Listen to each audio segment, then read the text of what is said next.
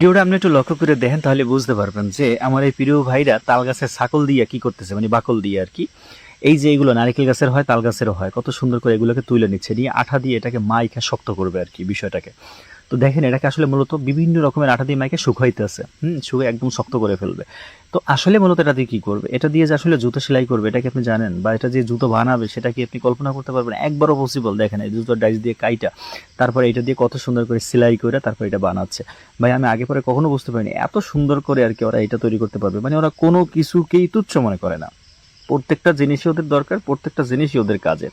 দেখতেই পাচ্ছেন এখন কত সুন্দর করে ডাইস মেপে মেপে যেখানে যেটা প্রয়োজন, যেভাবে যেটা প্রয়োজন সেটার সাথে সেটা ব্যবহার করে এখানে কত সুন্দর লাগাচ্ছে। আপনি একটা জিনিস দেখেন, ওরা যে সমস্ত কাজে ট্যালেন্ট ফার্স্ট, এটা আপনাকে মানতে হবে।